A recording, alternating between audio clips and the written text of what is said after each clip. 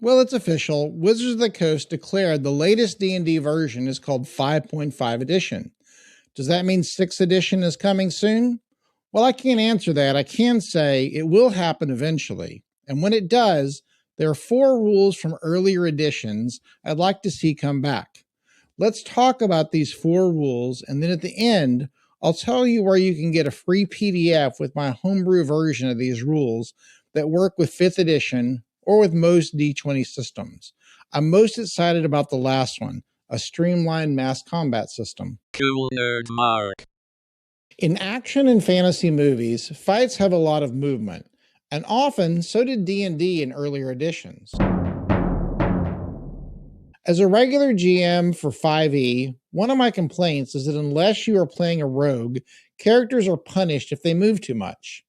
There are some options for avoiding opportunity attacks while moving, such as the spell Misty Step and the mobile feat, which was in the 2014 version.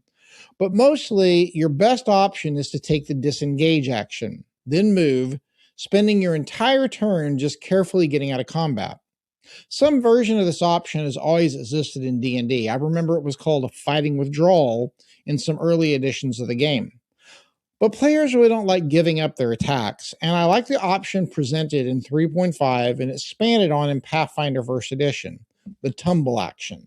One use of tumble was that you could make a tumble check, and if successful, you could move up to half your speed without provoking any attacks of opportunity. This was useful to avoid those attacks when moving out of combat or into combat against an opponent who has reach. Pathfinder took it a step further, saying you could tumble at full speed using acrobatics if you add 10 to the DC. What I loved about these options is you could do it the slow way by withdrawing or disengaging, and of course you could just take the attack of opportunity if you were a slow meat shield type, or you could tumble in and out of combat with reckless abandon, provided you were good at acrobatics. To its credit, there is a tumble action in 5.5e. By using a bonus action, you can make an opposed acrobatics check to tumble through an opponent's space. However, it doesn't prevent opportunity attacks, which are the tax many players are not willing to pay just to make combat look and feel more alive. I think a fast disengage option needs to be brought back to breathe some new life into stale static combats. I present in my PDF a version of fast disengage that will encourage rather than discourage your PCs to take a chance and move around a lot more during battles, even if they aren't dex-based characters. Another rule I love that should come back has to do with dragons. Dragons are so central to the game that they form one half of the name Dungeons and Dragons. Yet dragons have been very different throughout the history of the game. The way we see dragons in the game in 2026 has been pretty well established since 3rd edition came out in the year 2000. 2nd edition dragons were gigantic brutes who could take up most of the front side of a Walmart and probably crush all the shoppers. 1st edition dragons, however, were more the size that they were in later editions, and were portrayed as greedy, lazy, vain, and still quite dangerous. If slaying the dragon was your goal, you could do that, but you had a pretty good chance of finding the dragon asleep when you arrived. Both in AD&D and basic D&D, there was a percentage chance that the dragon would be asleep when you arrived. Even Tiamat had a 10% chance of being asleep if you wanted to pop into her lair on the first level of the 9 hells. Bear in mind that didn't mean you got an instant kill, but you did get a large bonus to attack and possibly damage, or you could sneak in and rob something valuable if you were a clever thief or had some kind of invisibility ring. One ring to rule them all. Not only could you find them asleep, but even if you were awake, you could choose to subdue many kinds of dragons if they weren't immune. All you had to do was strike with non-lethal attacks, and then when you thought you did enough damage, make a percentage roll under the total damage dealt, and at least for some time, or possibly for life, you had a pet dragon. Or you could take it into town and sell a subdued dragon. Now, that was cool at the time, but I don't support dragon slavery, so I'm not going to recommend they bring back that rule. Even though 5e dragons aren't Walmart sized, they can be huge creatures who require a lot of food, and I think in a lot of ways, they're like large cats and would probably sleep a lot. Having the possibility of a sleeping dragon really opens a lot more problem solving, planning, and possible roleplay than just a straight up fight. My homebrew version uses a d20 roll with a few modifiers to tell if a dragon is sleeping. So yes, let's let sleeping dragons lie in a future edition of D&D. The third old school rule I think needs to come back is requiring training time and expenses for characters to go up a level. All right, this one is cheating a little bit because it does exist as an optional rule in 5th edition. In fact, I really like the system in the 5e DMG because it's simple. Training costs roughly 10 days and 20 gold pieces for every 4 levels or so you have. Now, some of you who've been playing for as long or longer than me remember that training was a big deal in 1st edition D&D. Page 86 of that book describes it under gaining experience levels. This is going to sound crazy to anyone who started playing after the year 2000, but the Dungeon Master was actually supposed to assign the player a grade on a 4-point scale: excellent, superior, fair, or poor, on how well they played their character. I'm not talking about role-playing or tactics. It's more like, was your fighter being a good fighter? Was your cleric being faithful to your deity? Or was your thief passing up opportunities to steal stuff? Seriously. This grade was then kept in a DM grade book for each adventure and then averaged to determine the number of weeks they needed to train in order to level up. It even says, make sure you keep track of decimals, as 0.145 equals a game day. I love how nerdy that is.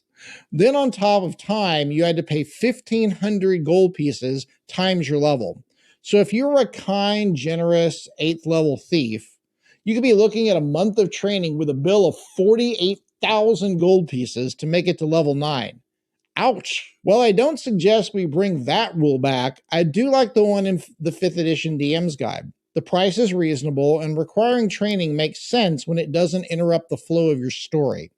If you happen to be in a long, time-sensitive adventure, it's perfectly okay to hand-wave training and say that they'll train later. But never requiring training can put you in the unrealistic situation where a party can go from level 1 to level 20 in a couple of weeks, which to me is difficult to justify.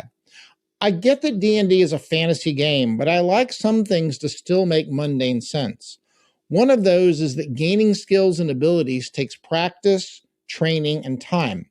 In my PDF, I present a simple formula with easy math that you can use to calculate the training time and cost for leveling up.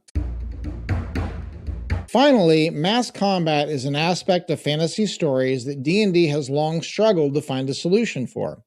D&D grew out of miniature war games. The original 1974 edition said that you needed a copy of Chainmail, a miniature fantasy war game produced by TSR, as well as drafting equipment and one patient referee. I was just an infant then, so maybe some of you can explain that to me. There have been a few attempts to bring a mass combat system in as an alternate way to play. From the very complex 2nd edition era D&D battle system, to the Heroes of Battle hardback from 3rd edition, to a 2017 Unearthed Arcana PDF for 5th edition that I'll link in the video description. I recently read that last one, and it's not bad.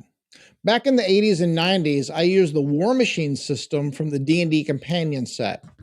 It was great if you just wanted an accurate mathematical representation of the outcome of your battle, but it didn't feel like you were playing D&D. It felt like you were pausing your D&D game to run a completely different game.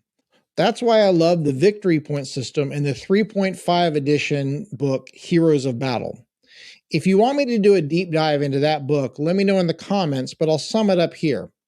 The victory point framework doesn't focus on the battle, it focuses on the player character's role in that battle. You design a battlefield map, place some hazards on it, and determine a few facts about each army, such as size and troop types. But you aren't calculating hit points for each army or even rolling attacks for the armies.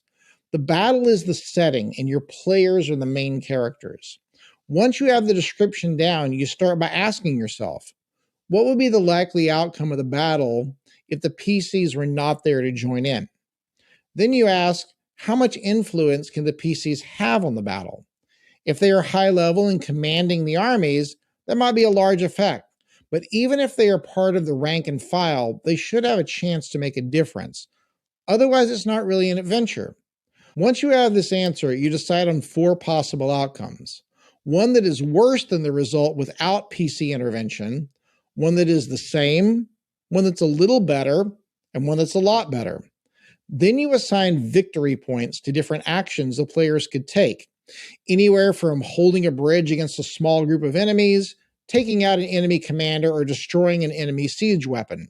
The number of victory points players get from several encounters determines which of the 4 outcomes the battle has. Note that this doesn't mean it's up to the PCs whether the battle is won or lost.